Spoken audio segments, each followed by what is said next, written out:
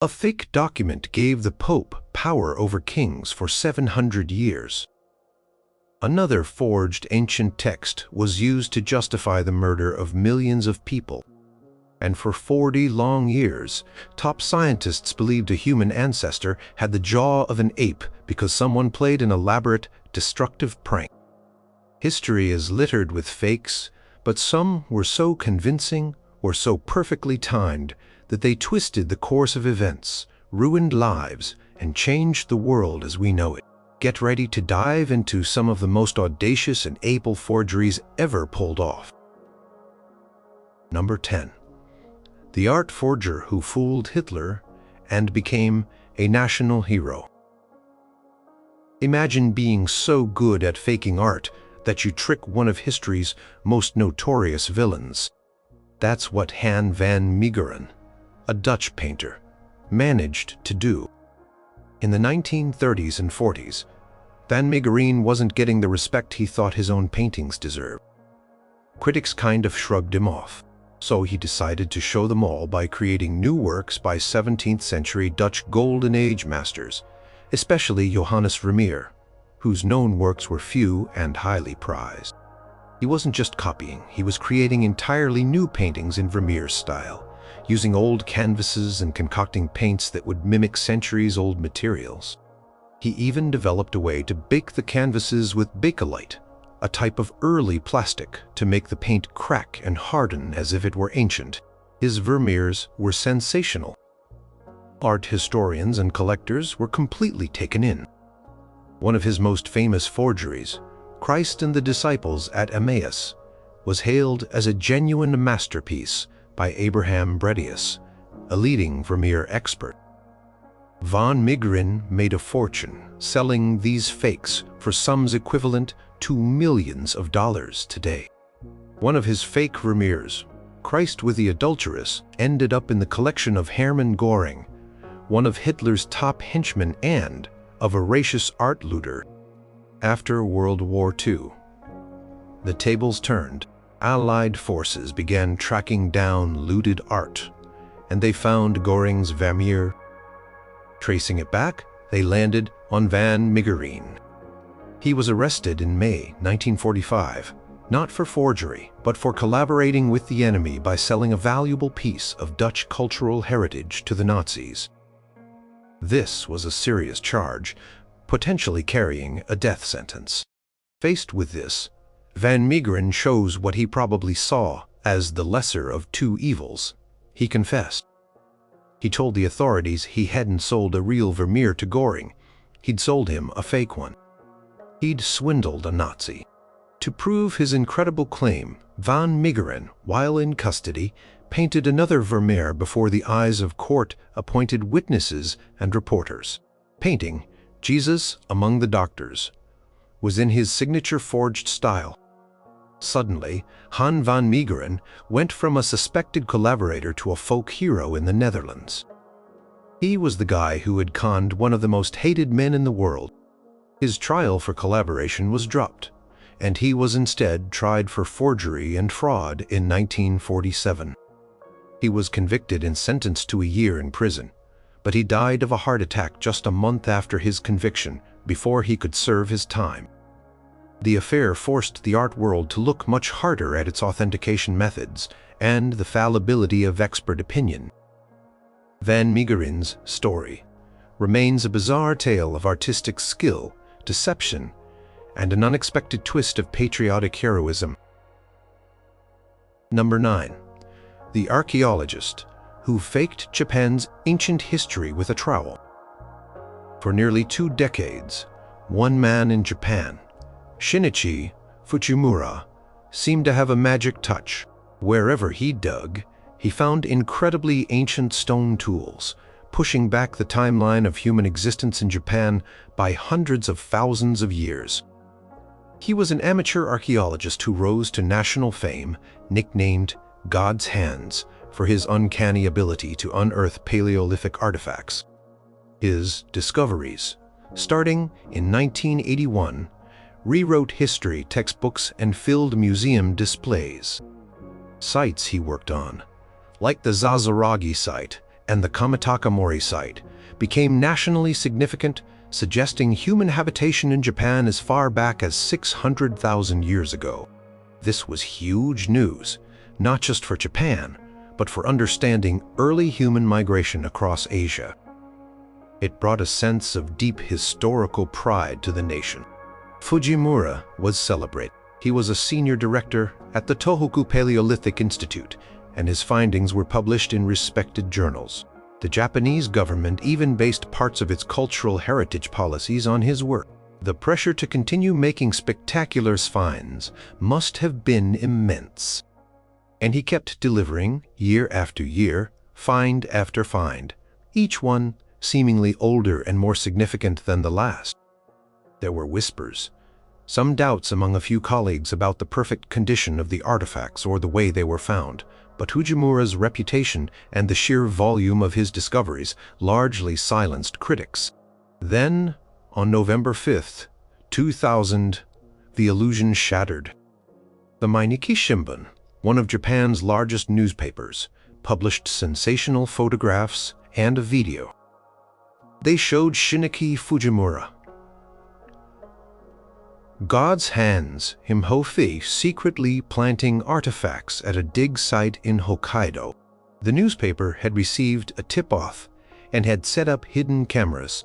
The footage showed him digging holes, taking stone tools from his pocket and carefully burying them, only to discover them later with his team.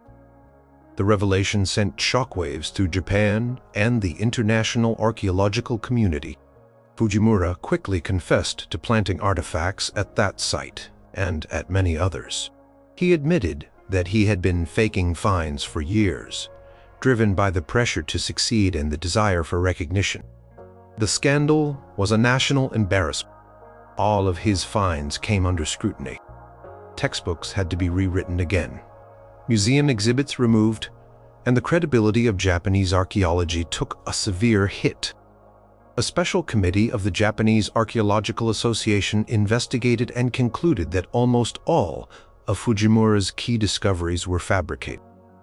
The incident led to a painful period of reevaluation and the implementation of much stricter excavation and Beckett verification protocols in Japan.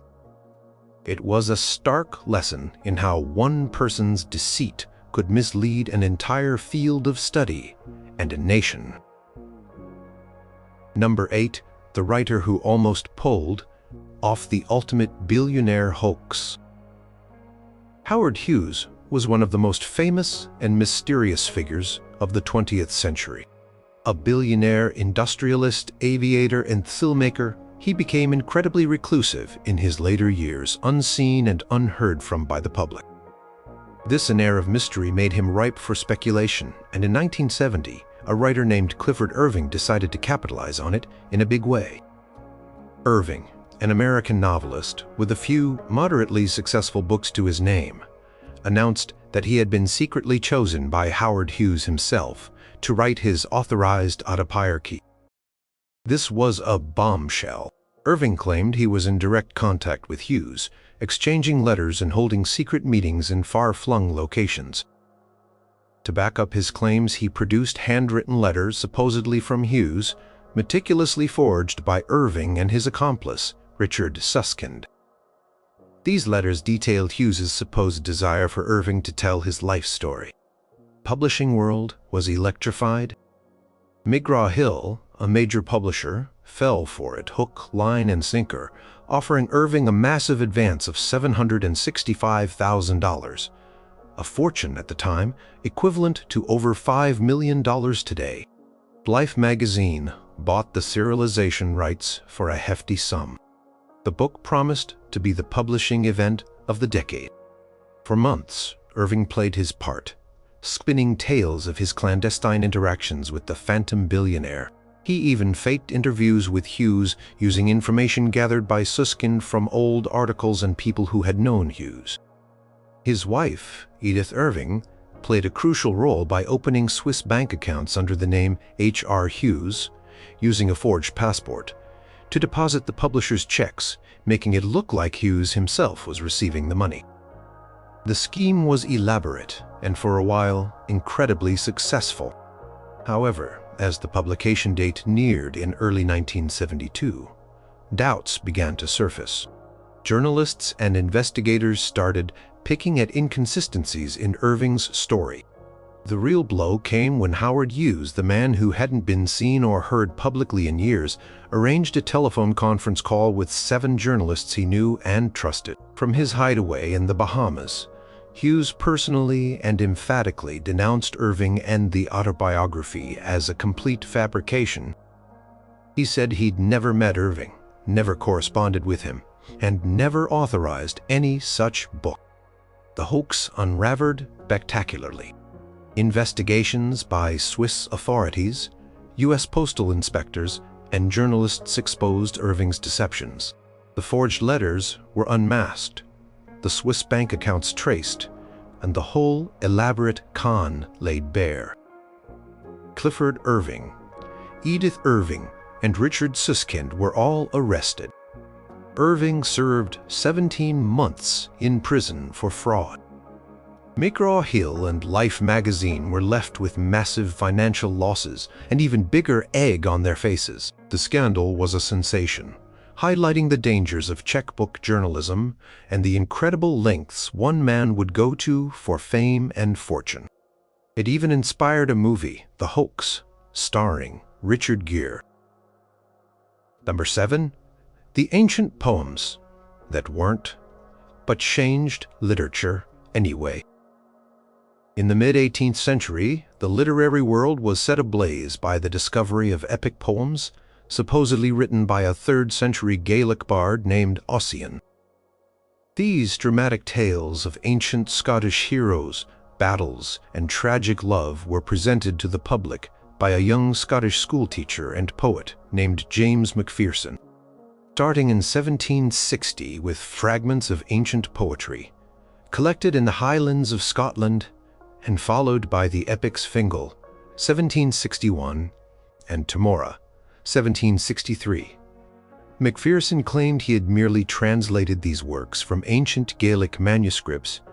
He had found poems were an instant, massive hit. They were moody, melancholic, and filled with wild romantic landscapes, a stark contrast to the ordered classical style that had dominated literature. Europe went mad for Ossian. Figures like Napoleon Bonaparte were said to carry a copy with them. Thomas Jefferson apparently thought Ossian was the greatest poet that has ever existed. Goethe, a giant of German literature, incorporated passages from Ossian into his hugely influential novel, The Sorrows of Young Werther. The Ossian poems helped fuel the burgeoning Romantic movement, inspiring countless writers, painters, and composers with their depiction of raw emotion and sublime nature. They also became a powerful symbol of Scottish national identity and cultural pride, suggesting a rich, ancient literary heritage comparable to that of Greece or Rome. However, almost from the beginning, there were skeptics. The most formidable was Dr. Samuel Johnson, the English literary titan. Johnson flatly disbelieved in the authenticity of the poems and publicly challenged Macpherson to produce the original Gaelic manuscripts from which he claimed to have translated them. Macpherson was evasive. He showed some manuscripts, but they weren't convincing enough to prove his claims for the epics as presented. Controversy raged for years. Was Macpherson a brilliant translator and preserver of ancient lore, or a clever fabricator? After Macpherson's death in 1796, further investigations were carried out. A committee was formed by the Highland Society of Scotland to examine the evidence. The general consensus that emerged was that while Macpherson had indeed collected some genuine Gaelic folk ballads and traditional stories, he had heavily adapted, embellished, and woven them together with a great deal of his own original writing to create the epic poems attributed to Ossian. He wasn't a simple translator. He was more of a creative author, using traditional materials as a starting point. So were they forgeries? In the modern sense, yes. Macpherson presented them as something they weren't. Yet, their impact was undeniable. Even as fakes, or perhaps creative reconstructions, the Ossian poems left an indelible mark on European culture. They tapped into a yearning for a more passionate, primitive past, and helped shape the aesthetics of an entire artistic era. It's a strange case where a literary fraud ended up being incredibly influential, and in its own way artistically significant. Number 6. This map proved Vikings beat Columbus to America. But was it real? For centuries, the story was that Christopher Columbus discovered America in 1492. But what if there was hard proof that Europeans knew about the New World long before him? That's what the Vinland map promised. This mysterious map surfaced dramatically in 1957 when it was offered for sale to the British Museum, bound with a genuine 15th century manuscript called the Tartar Relation. The map itself was drawn on old parchment and depicted Europe, Asia, Africa, and most startlingly, a large island in the Atlantic labeled Vinelanda Insula, Vinland Island, explicitly linked to a voyage by Leif Erikson.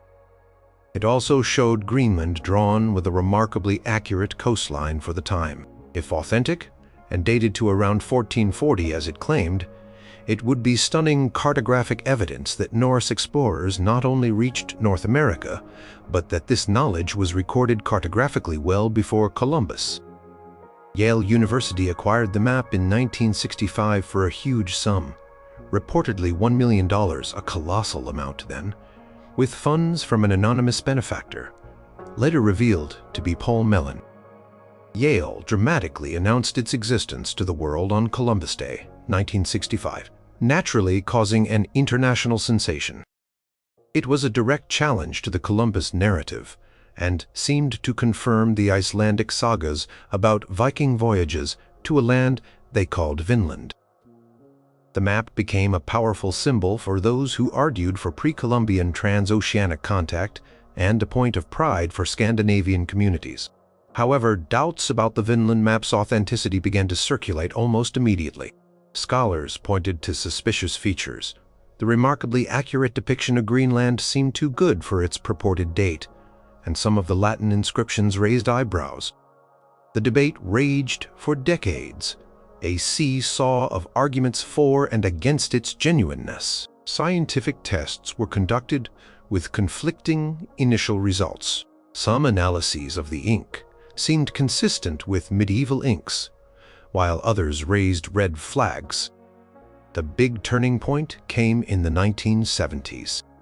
Walter Macrone, a renowned microanalyst, examined the ink and found significant quantities of anatase, a form of titanium dioxide.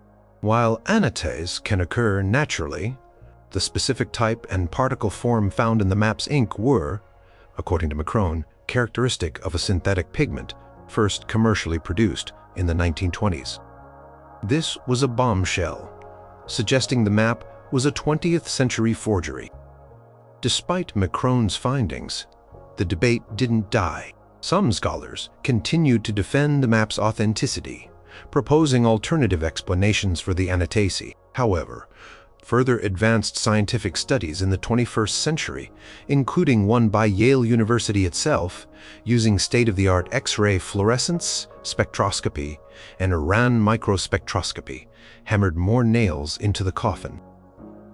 A 2002 study confirmed the 20th century origin of the anatase. Then in 2021, Yale University, after extensive new research, officially declared that the Vinland map was unequivocally a modern forgery. The parchment was genuinely from the 15th century, but the map drawn on it was created in the 20th century, likely in the 1920s or 1930s, by a clever forger who used the blank end papers of a genuine medieval volume. Who the forger was, and their exact motives, whether for money, mischief, or to promote a particular historical view, remain a mystery. The Vinland map, once a contender for one of the most important historical documents, is now a prime example of a highly sophisticated and consequential historical hoax. Number 5. The missing link that fooled science for 40 years was a total fake. In the early 20th century, the scientific world was buzzing with excitement about human evolution. Darwin's theories had taken hold, but the fossil record was patchy. Scientists were desperately searching for the missing link, a fossil that would bridge the gap between apes and humans. And in England, of all places, such a discovery seemed to have been made. Between 1908 and 1912, an amateur archaeologist named Charles Dawson, along with Arthur Smith Woodward of the British Museum, announced the discovery of fossil fragments in a gravel pit near Piltdown, Sussex. These fragments consisted of parts of a human-like cranium, skullcap, and an ape-like mandible, jawbone, with 2 molar teeth. They dubbed this supposed early human Euanthropus dawsoni, or Dawson's Dawn Man, popularly known as Piltdown Man. Piltdown Man was exactly what many British scientists had hoped for. It suggested that humans had evolved a large brain first, while still retaining ape-like jaw features, a theory favored by some at the time. It also gave Britain its very own first human, a source of national pride in an era of intense international scientific rivalry. The fossils were accepted by many of the leading paleontologists and anthropologists of the day. Reconstructions of Piltdown Man appeared in museums and textbooks.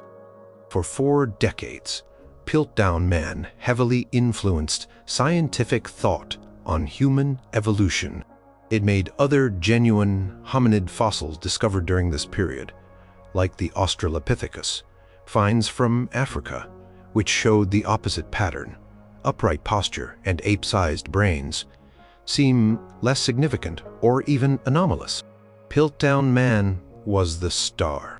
However, not everyone was convinced. From the beginning, some scientists found the combination of a modern-looking human cranium and a very ape-like jaw to be highly suspicious. The teeth also showed unusual wear patterns. As more hominid fossils were discovered elsewhere in the world, particularly in Africa, Piltdown Man began to look more and more out of place in the emerging picture of human evolution. Pieces just didn't fit.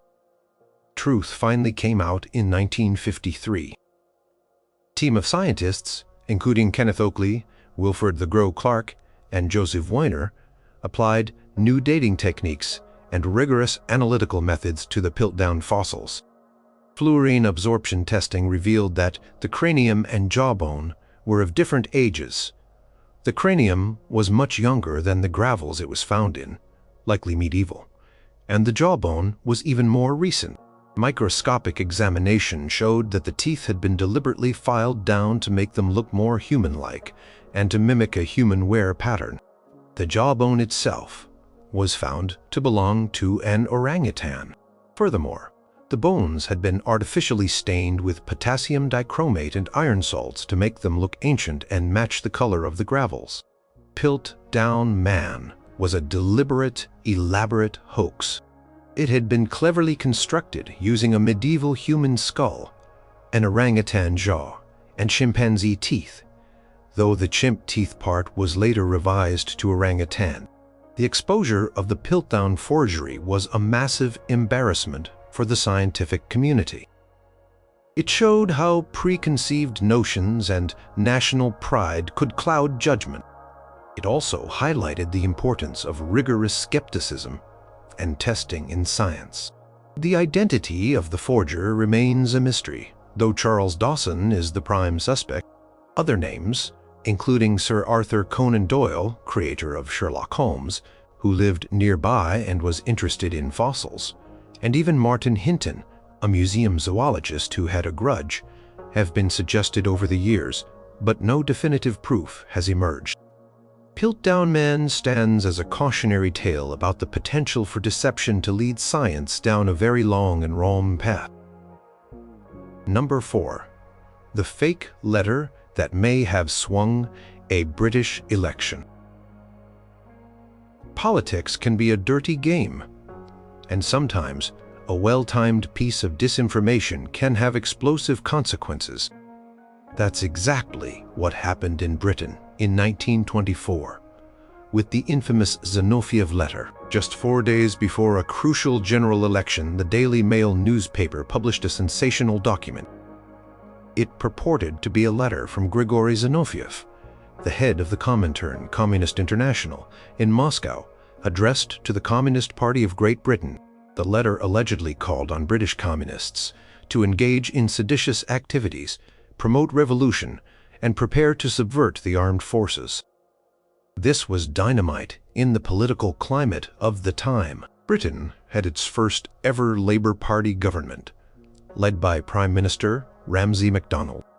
While Labour was a democratic socialist party, not communist opponents were keen to paint them as being soft on communism or even secretly aligned with revolutionary forces in Soviet Russia. The Zinoviev letter landed like a bombshell, fueling a Red Scare. It seemed to confirm the worst fears of many conservative voters, that a Labour government was a threat to national security and a harbinger of Bolshevik-style upheaval. Conservative Party, naturally, seized upon it, using it to attack Labour. The impact was significant. In the general election held on October 29, 1924, the Conservative Party won a landslide victory. Ramsay MacDonald's Labour government was soundly defeated. While it's impossible to say definitively that the Zinoviev letter alone caused Labour's defeat, other factors were certainly at play. Many historians and contemporary observers believe it played a crucial role in swaying undecided voters. It also severely damaged Anglo-Soviet relations, which MacDonald's government had been trying to improve. From the very beginning, many in the Labour Party and on the left suspected the letter was a forgery designed to discredit them. Grigory Zinoviev himself denied writing it. The authenticity of the letter became a subject of intense debate and investigation for decades. Over the years, evidence mounted that it was indeed a fake. Historians digging through archives, particularly after the fall of the Soviet Union, found documents suggesting the letter was fabricated by white Russian emigres, anti-communist Russians living abroad, in Berlin or Riga, and then somehow leaked to British intelligence or conservative political circles who were eager to use it. The exact chain of events and the identities of all the players involved in creating and disseminating the forgery are still somewhat murky. But the consensus among historians today is that the Zinoviev letter was a fabrication. A British Foreign Office historian's report in 1999 concluded that the letter was almost certainly a forgery, though it couldn't definitively prove who orchestrated the leak or their precise motives.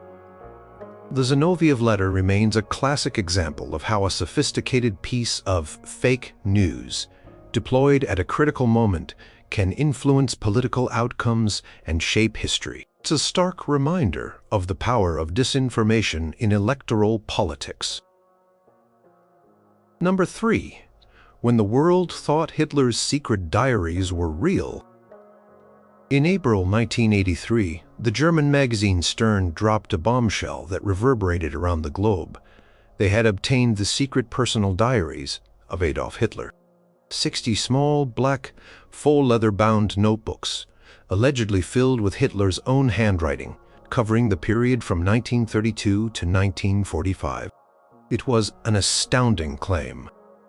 If genuine, these diaries would be one of the most significant historical finds of the 20th century, offering an unprecedented intimate look into the mind of the Nazi dictator during his rise to power and the horrors of World War II. Stern had paid a staggering 9.3 million Deutschmarks, around $3,700,000 at the time, or over $10 million today, for the diaries. Their star reporter, Gerd Heidemann, claimed to have acquired them through a clandestine source connected to an East German general who had access to document salvage from a plane crash in 1945 that was supposedly carrying Hitler's personal effects out of Berlin. Heidemann had been working on this story for years, cultivating his source and slowly obtaining the volumes. The magazine was so confident in their authenticity that they had even consulted several prominent historians, including Hugh Trevor Roper, Lord Dacre, a respected British expert on Nazi Germany. After a brief examination, Trevor Roper initially declared them genuine, lending significant credibility to Stern's claims. The news caused an international media frenzy. Newsweek magazine in the US and the Sunday Times in Britain bought serialization rights for huge sums. The world held its breath, anticipating the revelations these diaries would contain. Stern began publishing excerpts, which portrayed Hitler in a somewhat more nuanced, even mundane light at times, though still unquestionably monstrous. There were entries about his health, his daily routines, and his reactions to events. Some passages even suggested he might not have known about the full extent of the Holocaust, or that he had tried to moderate some of the regime's excesses, claims that were immediately controversial and for many deeply offensive. However, almost as soon as the diaries were unveiled, serious doubts began to emerge. Experts in handwriting analysis and historical documents raised red flags. The paper, the ink, the bindings, even the content itself started to look suspicious under closer scrutiny. For example, some of the diary covers bore the initials H instead of AH, which was explained away by claiming they were for Führer Hitler. But this was unconvincing to many. There were historical anachronisms and factual errors that Hitler himself would have been unlikely to make. The entire edifice came crashing down with astonishing speed. Just 2 weeks after Stern's triumphant announcement, on May 6, 1983, forensic experts at the German Federal Archives, Bundesarchiv, delivered their devastating verdict. The diaries were crude, blatant fakes. The paper contained whitening agents not used before the 1950s. The ink was modern. The bindings were artificially aged. The handwriting, while a passable imitation, was not Hitler's. Even the content was largely plagiarized from published speeches and other known sources. The source of these masterpieces of deception was a man named Konrad Kuschau, a Stuttgart-based dealer in military memorabilia and a prolific forger. Kuschau had been creating and selling fake Nazi relics for years. He had completely duped Gerd Heidemann, who, it turned out, had siphoned off a large portion of Stern's money for himself. The Hitler Diaries scandal was a colossal embarrassment for Stern magazine, which saw its reputation shredded. It also damaged the credibility of the historians who had initially authenticated the fakes, most notably Hugh Trevor Roper, who quickly retracted his endorsement. Gerd Heidemann and Konrad Kuschau were arrested, tried, and sentenced to prison for fraud. The affair became a textbook case of journalistic gullibility, checkbook journalism gone wrong, and the enduring dark fascination with Hitler that can make even seasoned professionals susceptible to a grand deception. Number 2. The forged Roman decree that gave popes power for centuries. Imagine a single document seemingly ancient and authoritative that could grant immense power and territory to one of the world's most influential institutions. That's precisely what the donation of Constantine did for the papacy. This document, which purported to be a decree from the Roman Emperor Constantine the Great, dated around 315 to 317 AD, was one of the most famous and influential forgeries in European history.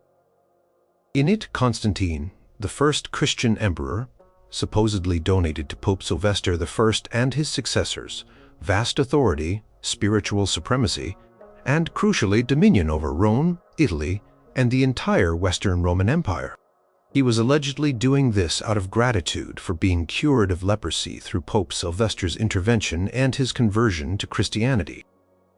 The donation of Constantine probably wasn't created in the 4th century at all. Most historians believe it was forged much later, likely sometime between 750 and 850 AD, probably by a cleric working within the papal administration or in the Frankish kingdom. Why forge such a document? The motivations were powerful. In the turbulent centuries after the fall of the Western Roman Empire, the popes in Rome were trying to assert their authority, not just as spiritual leaders, but also as temporal, worldly rulers. They faced challenges from Lombard kings in Italy, Byzantine emperors in Constantinople, who still claimed authority over Rome, and later powerful Frankish and Holy Roman emperors. The donation provided a seemingly unshakable legal and historical basis for papal claims to sovereignty over large territories in Italy, which became the Papal States, and for their authority to be superior to that of secular kings and emperors. For hundreds of years, the donation of Constantine was a cornerstone of papal political ideology. It was cited in legal arguments used to justify papal interventions in political affairs, and invoked to bolster the Pope's claim to be the supreme head of Christendom above even other ancient patriarchs in the Eastern Church. It helped shape the medieval political landscape, underpinning the idea of a papal monarchy and influencing the complex, often fraught relationship between church and state throughout the Middle Ages. It wasn't just about land. It was about the ultimate source of authority on earth. However, even during the Middle Ages, some sharp minds harbored doubts. The claims seemed a bit too convenient, a bit too sweeping. Critical voices grew louder during the Renaissance, an era of renewed interest in classical texts and critical scholarship. The definitive blow came in 1439 to 1440 from Lorenzo Valla, an Italian Catholic priest, humanist scholar, and expert in Latin. Valla, working for King Alfonso V of Aragon, who was in a political dispute with the Pope, subjected the donation to rigorous linguistic and historical analysis. He demonstrated conclusively that the document could not possibly have been written in the 4th century. The Latin used contained words and phrases, anachronisms like fief, that didn't exist until centuries later.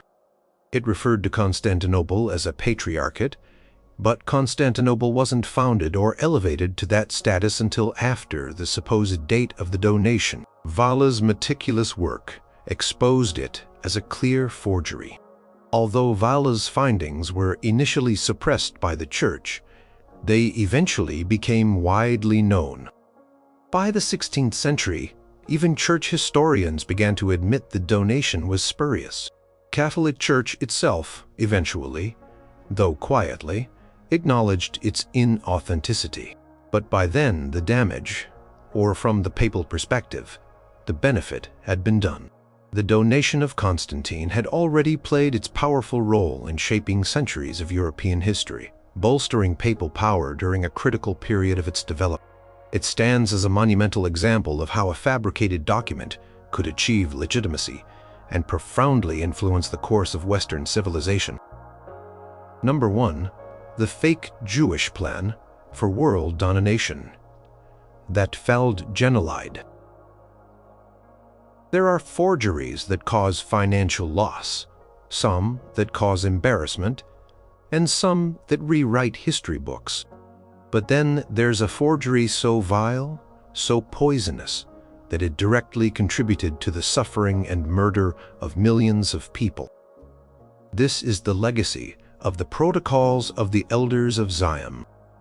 This text, first published in Russia in 1903, purports to be the secret minutes of a late 19th century meeting of Jewish leaders, the Elders of Zion.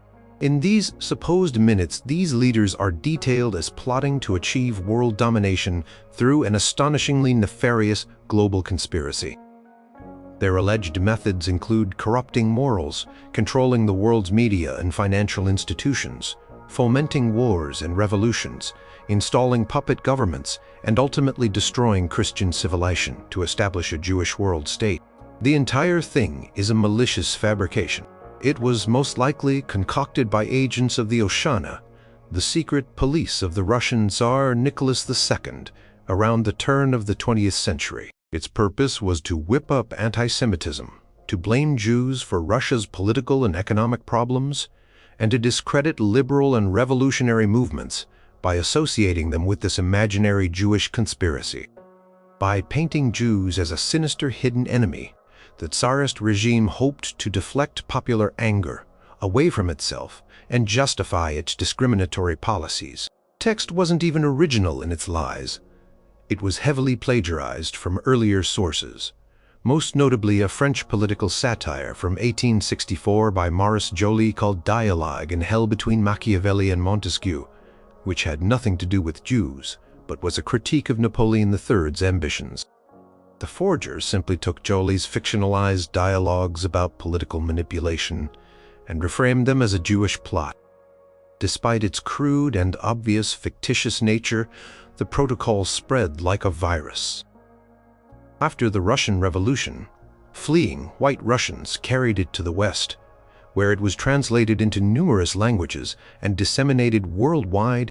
In the 1920s, the American industrialist Henry Ford, a notorious anti-Semite, funded the printing of 500,000 copies and promoted it heavily in his newspaper, the Dearborn Independent. But its most devastating impact was yet to come. Adolf Hitler encountered the protocols in the early 1920s and referred to them in his own hateful manifesto, Mein Kampf. The Nazis eagerly seized upon the protocols as proof of the international Jewish conspiracy they railed against. It became a central pillar of their propaganda, used relentlessly in speeches, newspapers, films, and schools to dehumanize Jewish people, to portray them as an existential threat to Germany and the world, and to justify their escalating persecution. Protocols provided a twisted rationale for unspeakable atrocities. It told people that Jews weren't fellow citizens or human beings, but agents of a diabolical plot who deserved to be eliminated. The Protocols was exposed as a forgery very early on. As early as 1921, Philip Graves, a correspondent for the Times of London, published a series of articles demonstrating its extensive plagiarism from Maurice Joly's. Numerous court cases and scholarly investigations throughout the 20th century have repeatedly and definitively proven it to be a baseless anti-Semitic hoax. Yet, tragically, the truth has often been powerless against the potent hatred it inspires.